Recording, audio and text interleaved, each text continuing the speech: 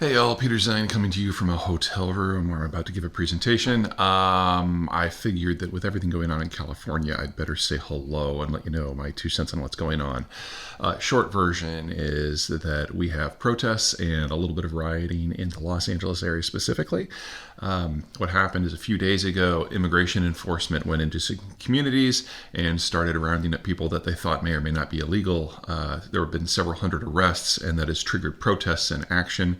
That has prompted Donald Trump to send in about 4,000 National Guard troops from local units over the objection of the LA mayor and the California governor.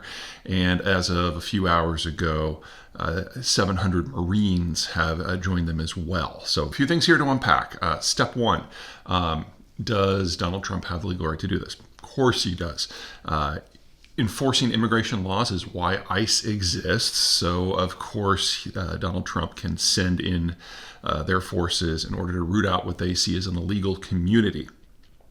Were these folks doing anything particularly bad? Not really. One of the things that the Trump administration has discovered is that if you want to treat immigration as a law enforcement issue, the step one is to investigate and figure out if someone's actually breaking a law aside from being in the country illegally. That's what Trump campaigned on.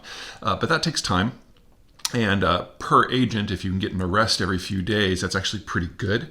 And Trump wants to uproot people in hundreds of thousands moving into the millions. And so that just doesn't get the numbers that Trump is after. So he's going into places where illegal immigrants are known to congregate. In the case of this California case, they started at the Home Depot and went after the day laborers, and then eventually went into the communities and places that were known to employ illegals. And that's how this all got started. Can Donald Trump declare a state of emergency and mobilize the National Guard over the objections of local authorities? That's a bit more mixed, but probably yes. The federal government, political leaders have the right to declare states of emergency and bypass some of the laws that we consider to be normal, especially if you're dealing with someone who isn't an American citizen. So Governor Newsom and the LA mayor have both sued, and the initial court case will be heard today when you're seeing this on Thursday. But I really doubt it's going to go their way. The courts generally give a very wide latitude to any administration when it comes to issues of federal law enforcement. If there's going to be a check on the president's power in this specific instance, that's probably going to have to come from Congress, because they're the ones who determine when states of emergency can and cannot be declared. And at the moment, there doesn't seem to be any appetite in Congress to challenge the president on this or any other issue. So this is probably going to work out just fine for Trump from a legal point of view. That, of course, leaves the practicalities. Honestly, if I were the one writing this headline, I'd be like, only 17,000 people in California protest. I mean, the protest movement in California is high on self-righteousness and huge. And to consider that we are now in the February, March, April, May, June, in the fifth month of the Trump administration, and we haven't seen widespread protests, that's kind of surprising to me, especially in California. So the numbers of people involved here, the level of skullduggery or violence, if that's what you're after, is really very, very low by normal California standards, much less by the standards of what the Trump administration say triggered the first time around. So this is very clearly, from my point of view, Trump trying to instigate an issue. California is on the opposite side of the political aisle from this administration. It is the most powerful economy in the country, and arguably the sixth or seventh most powerful one in the world, and Trump would love to take it down a notch.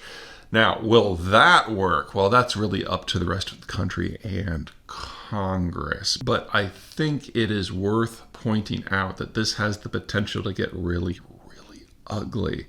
The military is designed to kill people. We discovered in the War on Terror that we do not like it when our military is responsible for civic control and law enforcement. They are not trained for it.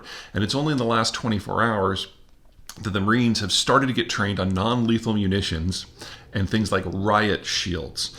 So they're being deployed with minimal training, but a lot of testosterone into an environment that is becoming deliberately volatile. That is not the sort of mix I feel great about. Now, legally, unless things get really out of hand, the military can't be used for law enforcement. So they're technically there to protect, say, federal sites. The Marines are not a protection force. The Marines are a go in there and kick some ass force. And so putting the military in this sort of position is really awkward for everybody. Now, the last time the California authorities requested government assistance for things like law enforcement was the Rodney King riots that dated back to the early 1990s. Anyone who participated in that has been long since left the federal bureaucracy.